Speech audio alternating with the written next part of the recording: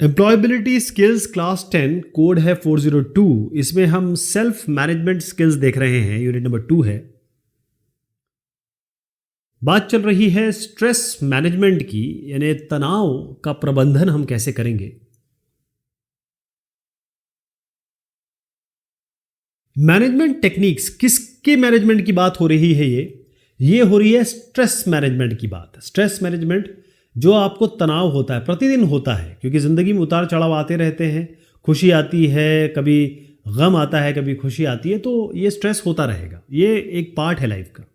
लेकिन इससे हम कोप अप कैसे करेंगे, इसको हम प्रबंधित कैसे करेंगे? पहली चीज़ इसमें आती है टाइम मैनेजमेंट। समय बहुत बलवान है, तो अगर आपकी ज़िंदगी में जो समय है जितना, क्योंकि हमारे पास बहुत कम समय है, 60 साल 70 साल हम लोग जीते हैं, आधा समय तो हम सोने में निकाल देते हैं। तो टाइम मैनेजमेंट बहुत ज़रूरी है, क्योंकि अगर आप टाइम अच्छे से मैनेज करते हैं तो ये अपने आप आपका स्ट्रेस रिलीव कर देगा। एक ही चीज़ के पीछे सोचते रहेंगे हमेशा, वही करते रहेंगे हमेशा, तो आपको स्ट्रेस होगा, तनाव होगा। दूसरी बात आती है इसमें फिजिकल एक्सरसाइज और फ्रेश एयर। फिजिकल एक्सरसाइज बहुत ज़रूरी है, जैसे आजकल योगा है, मेडिटेशन है, ब्रीदिंग एक्सरसाइज है। तो स्ट्रेस हमेशा ये देखा गया है कि अगर आप हेल्दी हैं, मतलब आपकी बॉडी फिट है, तो आपको स्ट्रेस तनाव झेलने की आपकी जो क्षमता है बढ़ जाती है। योगा हो गया, मेडिटेशन हो गया, या आप अनुलोम विलोम करिए, डीप ब्रीदिंग लीजिए।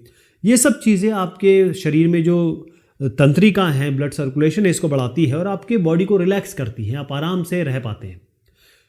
अगर आप वॉक कर सकते हैं, जैसे आजकल तो पॉसिबल नहीं है, कोरोना काल चल रहा है, लेकिन अगर आप जब आप ये सब ठीक हो जाएगा तो आप वॉक करिए, अपने छत पे वॉक करिए। आपको फ्रेश ऑक्सीजन चाहिए, ऑक्सीजन की आजकल बहुत बात है, और आप एक्टिव रहेंगे। तो कहने का मतलब ये फिजिकल एक्सरसाइजेस बहुत ज़रूरी है। कुछ भी कर सकते हैं, जो भी आपको अच्छा लगता है या जिसमें आप बेहतर समझते हैं। फिर उसके बाद आता है खाना। खाना बहुत ज़रूरी है। मिनरल, विटामिन, जो भी है प्रॉपर, आपके सॉल्ट, ये सब पूरे होने चाहिए बॉडी में। तो बैलेंस डाइट खाइए, यानी दाल, रोटी, सब्जी, फ्रूट खाइए। और जैसे मैंने कहा कि ये सब चीज़ें स्ट्रेंथ बढ़ाती है, और आप इम्यूनिटी अपनी अच्छी रखिए, तो आप खुश रहेंगे, स्ट्रेस से दूर रहेंगे। पॉजिटिविटी, हमेशा अच्छी चीज़ों को, जैसे हेल्दी डाइट मैंने आपको बताया ना, खाना अच्छा होना चाहिए, साफ़ सुथरा होना चाहिए और बैलेंस्ड होना चाहिए। ऐसी एक और चीज़ आती है इसमें, पॉजिटिविटी। पॉजिटिविटी का मतलब ये है कि जो नेगेटिव चीज़ें हैं, कई लोग हैं जो नेगेटिविटी फैलाते हैं, समाज में भी कई नेगेटिविटी है, उससे आप दूर रहिए। आपको केवल जो जो ग्लास है ना, अगर ये आधा है तो आपको आधा भरा देखना है, आधा खाली नहीं देखना है इसको। क्योंकि जब भी आप नेगेटिविटी होगी, आपको और स्ट्रेस होगा और तनाव होगा। हमेशा अच्छी चीज़ें देखिए और पॉजिटिव रहिए, खुश रहिए। जैसे मान लीजिए आपके मार्क्स कम आ गए, तो आप क्या बोलेंगे? अरे यार मार्क्स कम आ गए, दुखी हो जाएंगे। क्या मार्क्स, ज़िंदगी ख़त्म तो नहीं हो जाती, इम्प्रूव करेंगे हम, यहाँ पर कोशिश करेंगे और अच्छे मार्क्स लेके आएंगे। आपकी जो एकेडमिक लाइफ है, यानी क्लास में जो पढ़ाया जा रहा है, जो जो भी चीज़ आपकी क्लास में हो रही, चाहे चाहे टेस्ट हो रहे हों, उसमें आप बिल्कुल एकदम अपना टाइम व्यतीत करिए और उस ऑन टाइम रहिए। असाइनमेंट करना है तो असाइनमेंट को टाइम पे करिए। देखिए कि भाई जो टाइम है वो कहीं आपसे डेडलाइंस मिस ना हो जाए। आपको समय के अनुसार सारा काम करने की कोशिश करिए, क्योंकि जब समय के अनुसार नहीं कर पाएंगे तो आपको तनाव होगा। सीधी सी बात है कि अरे यार ये नहीं कर पाया, अरे ये नहीं हो पा रहा है। सबसे इंपॉर्टेंट बात आती है स्लीप। सोना बहुत ज़रूरी है, कम से कम 7 से 8 घंटे की स्लीप बहुत ज़रूरी है। ये क्या होता है कि जैसे आप रिचार्ज होते हैं ना, जैसे आप मोबाइल आपका होता है वो डिस्चार्ज हो जाता है, फिर आप रात को चार्ज करते हैं तो वो दोबारा दिन भर चलता है, चार्ज हो जाता है। ऐसी बॉडी है, तो बॉडी को सोना बहुत ज़रूरी है ताकि आपको रिचार्ज मिले, बॉडी ब्रेन दोनों ही। उसके अलावा एक इम्पॉर्टेंट बात आती है, वो है खुशी। खुशी हर आदमी को चाहिए। तो आप हॉलीडे पे जाइए, अपने दोस्तों के, अपने रिलेटिव के घर जाइए। अभी आजकल पॉसिबल नहीं है, लेकिन जब भी सब ठीक हो जाएगा, सबको या तो हर्ड इम्यूनिटी हो जाएगी या फिर सबको इंजेक्शन लग जाएगा, तो फिर वैक्सीनेशन लग जाएगा, तो फिर आप जा सकते हैं। अपना जो नॉर्मल रूटीन है उससे आप ब्रेक करेंगे, मतलब उससे थोड़ा दूर जाएंगे, तो आपको तनाव कम रहेगा। एक ही चीज़ करते रहेंगे ना, तो फिर तनाव रहता है। दोबारा आइए, फिर खुशी से अपना काम शुरू करिए। Ability to work independently. अपना काम आप अलग से कर पाएं, किसी की ज़रूरत ना पड़े। यदि आप एक शांत आदमी हैं, शांत बन सकते हैं, रिलैक्स होना चाहते हैं, तभी आप अपना काम सही से कर पाएंगे और इंडिपेंडेंटली कर पाएंगे बगैर किसी के मदद लिए हुए। इसका मतलब क्या हुआ है कि आपको अपने आप को सेल्फ अवेयर करना है, अपने बारे में जानना है और अपने बारे में जान के अपने आप को मॉनिटर भी करना है। क्या मैं गलत कर रहा हूँ, क्या मैं सही कर रहा हूँ, कोई टाइम टेबल मैंने बनाया है वो सही कर रहा हूँ, मैंने जो बात की है वो गलत तो नहीं की। अपने आप को हमेशा करेक्ट करना है, क्योंकि गलतियाँ आपको खुद पता लग जाएंगी और उनको सही करना आपकी जिम्मेदारी है। और सबसे बड़ी बात, आपको करना क्या है ये तो आपको पता होना चाहिए, और जब आपको पता रहेगा तो आप उसे करेंगे। हमेशा इनिशिएटिव खुद लीजिए, खुद आपको इनिशिएटिव लेना पड़ेगा। ऐसा नहीं कि भाई आप कोई और काम कर दे या मैं ये ना कर पाऊंगा। आपको लीडरशिप क्वालिटी दिखानी पड़ेगी, इनिशिएटिव लेना पड़ेगा। और अपनी अगर गलती हो जाती है तो उसको मानिए। कोई भी गलती हो जाती है उसको मानने में कोई गुरेज नहीं करना चाहिए। गलतियां होती हैं इंसान से, किसी और को ब्लेम मत करिए। और फिर पढ़ाई, स्टडीज़, हमेशा नई चीज़ सीखिए और नई चीज़ जानने की कोशिश करिए और अपना जो पढ़ाई का तंत्र है उसको हमेशा चलाते रहिए, ज़िंदगी भर ये चलता रहना चाहिए। इमोशनल इंटेलिजेंस, इसका मतलब ये होता है कि अपने आप की इमोशंस जो है, इमोशन क्या होती है, जैसे आप हैप्पी हैं, खुश हैं, आप सैड हैं, आप एंग्री हैं, ये सब आपके इमोशंस होते हैं। तो अपने इमोशंस को अगर आप मैनेज कर सकें, है ना, खुशी गम को मैनेज कर सकें, और इसके अलावा आप दूसरों के भी ये जो इमोशन है, फीलिंग है, उनकी मनोभावना है, उनको अगर आप किसी तरह हैंडल कर सकें, मैनेज कर सकें, प्रबंधित कर सकें, तो कितना अच्छा रहेगा। इमोशनल इंटेलिजेंस हम इसी को कहते हैं। तो इमोशनल इंटेलिजेंस, इसमें इमोशन, क्योंकि इमोशन दिल से रिलेटेड होता है, कई बार कहा जाता है, और जो इंटेलिजेंस होता है वो दिमाग से रिलेटेड होता है। तो दिल और दिमाग दोनों का काम है यहाँ पर। तो 3 चीज़ें इसमें आती हैं इमोशनल इंटेलिजेंस में। इमोशन जैसे मैंने बताया आपका भाव, और इंटेलिजेंस मतलब आपकी समझदारी, दोनों को मिला के बता रहा हूँ। तो इमोशनल अवेयरनेस का मतलब ये होता है कि अपने बारे में जानना कि भाई आपकी इमोशन, जैसे आप कुछ भी किसी बच्चे के साथ कुछ होते देखते हैं तो एकदम रोने लगते हैं, या आपके साथ कुछ बुरा होता है तो आप बिल्कुल दुखी हो जाते हैं। तो अपने इमोशंस पे कंट्रोल रखना है। चलिए, चीज़ें होती हैं, अपने बारे में जानना बहुत ज़रूरी है कि भाई ये जो चीज़ मुझे है ना, इससे मैं दूर रहूँ या फिर इसको किसी तरीके से कंट्रोल करूँ। हार्नेसिंग इमोशन, अगर आपके अंदर बहुत ज़्यादा भाव उद्गार है, रो देते हैं, हंस देते हैं, गुस्सा कर जाते हैं, वो सब चीज़ को आप सही जगह चैनलाइज करिए, एनर्जी को सही जगह चैनलाइज करिए, उसको उस जगह ले जाइए जहाँ पर आप अच्छी सोच रखें और आपकी जो प्रॉब्लम्स आ रही हैं उनको सॉल्व करने में आप मदद कर सकें। इमोशन से तो आपका नुकसान ही होगा। किसी के सामने आप गुस्सा करेंगे, आपको नुकसान होगा। किसी के सामने रो देंगे, आप वीक समझे जाएंगे। ज़बरदस्ती में हंस रहे हैं तो फिर आपको बेवकूफ़ समझा जाएगा, है ना। उसको सही जगह लगाइए।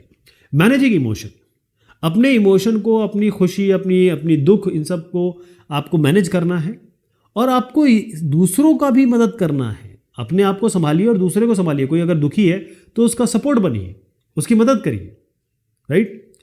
तो इमोशनल इंटेलिजेंस जो होता है ये काफ़ी मदद करता है आपकी। क्या मदद करता है आपकी कि आप अपने फैमिली के साथ, मतलब आपकी बीवी हो सकता है, बच्चा हो सकता है, चाचा ताया, और आपके फ्रेंड्स, फैमिली और फ्रेंड दोनों के साथ आप एक अच्छे ताल्लुक़ रख सकते हैं अगर आपका इमोशनल बैकग्राउंड मतलब ब्रेकडाउन नहीं होता और अपने इमोशन को, अपने फीलिंग्स को या अपने भावोद्गार को आप समझदारी से उपयोग कर सकें, समझदारी से उसका उपयोग कर सकें, ना कि उसको लेके आप बैठे रहें और दुखी होते रहें। एक एग्जाम्पल देता हूं आपको। रवि और उनके जो बेस्ट फ्रेंड है शिव, ये क्या कर रहे हैं, एक एनुअल स्कूल डांस कंपटीशन चल रहा है ना। दोनों सोलो अलग अलग परफॉर्म कर रहे हैं। और इसमें क्या होता है, जैसे मैंने कहा रवि और शिव, इसमें ये होता है कि शिव जीत जाते हैं। मान लीजिए ये रवि है और ये शिव है, ये जीत जाते हैं। अब होता ये है कि रवि बहुत नाराज़ होते हैं, ये इन पे गुस्सा कर जाते हैं, मतलब चीखते चिल्लाते हैं, क्योंकि वो स्पर ऑफ द मोमेंट होता है, गुस्सा आ जाता है, आप इस पे चिल्ला जाते हैं और 3-4 घंटे तक इनसे बात नहीं करते। लेकिन रवि जो है यहाँ पर आप देखें, ये इंटेलिजेंट आदमी है ना, ये समझदार आदमी है। होता ये है कि जो एक आदमी, देखिए एक आदमी हार रहा है, एक आदमी जीत रहा है। अगर आप कोई जीत जाता है, शिव अगर जीत जाता है तो रवि उसको गुस्सा कर रहा है ना।